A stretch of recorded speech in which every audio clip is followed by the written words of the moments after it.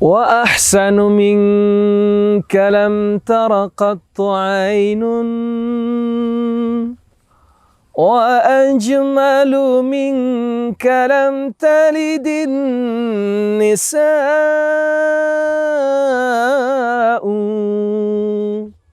khuliqta mubarra'an min kulli aibin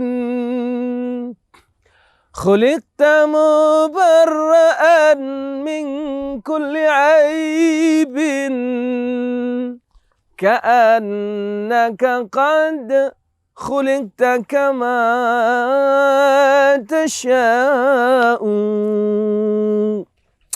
Sahabat Ruhama yang saya muliakan, bertemu lagi kita di kebun pisang. Ecek-eceknya ini ya, Ruhama Al-Fajar.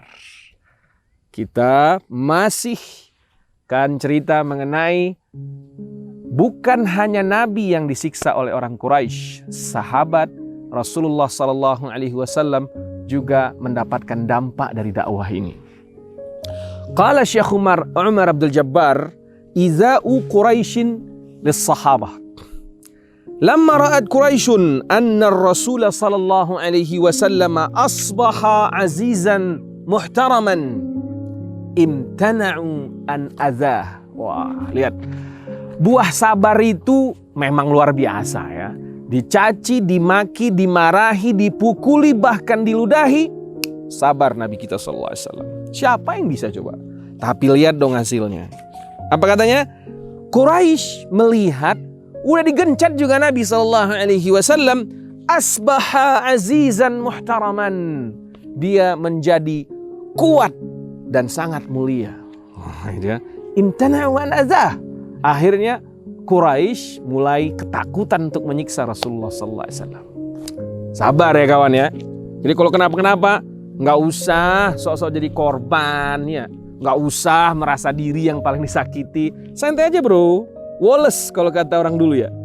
Wa aqbalu ala ashabihi bil iza wa la siyamal mustad'afin alladina la nasira lahum. Oh. Ketika nabinya tak bisa disentuh, mereka mencoba menyakiti para sahabat, terlebih khusus sahabat-sahabat yang mustad'afin, sahabat-sahabat pendatang, sahabat-sahabat miskin, sahabat-sahabat yang tidak punya backup di kota Makkah Al-Mukarramah. Fa'akhadat kullu qabilatin tu'azzibu man aslama minha bil habsi wal darbi wal ju'i wal atash hatta sara al wahidu minhum la yastati'ul julus wa la yadri ma yaqul min shiddatil azab. Allah Allah Allah Allah. Setiap kabilah, setiap penguasa mendeteksi ada orang yang beriman dari kalangan hamba mereka, dari kalangan pembantu mereka, mereka akan siksa dengan cara bagaimana? Dikurung, dipukul, gak dikasih makan, gak dikasih minum, sampai pada titik di mana di antar mereka jangankan untuk berdiri, duduk aja dia gak bisa kawan. Wah, hebat ini ya. Coba kalau kita contoh dan kita resapi ya. Kita cuma gak bisa bayar kontrakan aja udah nangis tah kemana-mana. Cuma diputusin pacar doang. Gitu ya. Ngapain ente nangis diputusin pacar gitu ya. Hatta itu ya. Wala yadri ma yaqulu min syiddatil adzab. Kadang-kadang dia sampai enggak apa ya namanya? Saking udah sakitnya itu udah enggak sadar dia apa yang sedang terjadi, apa yang sedang dia bicarakan. Wa mimman uzzibu Bilalun wa Ammar ibn Yasir wa akhuh wa abuh wa ummuhu wa Khabbab ibn al-Ard. Yang paling terkenal Bilal bin Rabah, tentu ceritanya sangat masyhur. Ammar bin Yasir, ceritanya sangat masyhur. Akhuhu, saudaranya, ayahnya, bahkan maknya Sumayyah disiksa. Ini cerita yang sangat masyhur, pasti semua sahabat sudah tahu. Saya nggak usah ceritakan lagi. Wa Khabbab ibn al-Ard, ini pasti masih jarang yang tahu. Khabbab ibn al-Ard, mungkin ada yang baru ngeh, oh ada Khabbab ya. Khabbab ibn al-Ard ini sahabat Ruhama yang saya muliakan, dia itu hamba atau pekerja di pemilik pandai besi Makkah Al-Mukarramah. Ya, dia kerjanya itu nempah besi jadi pedang, tang, tong. Taulah kawan-kawan ya. Majikannya dapat info kalau si Khabbab ini radhiyallahu an masuk Islam. Seperti biasa, majikannya datang ke tempat pembuatan pedang ini. Dan dia santai aja, ngopi sambil nyuruh, Khabbab dan kawan-kawan, tolong panaskan 3 besi yang panjang. Siapa?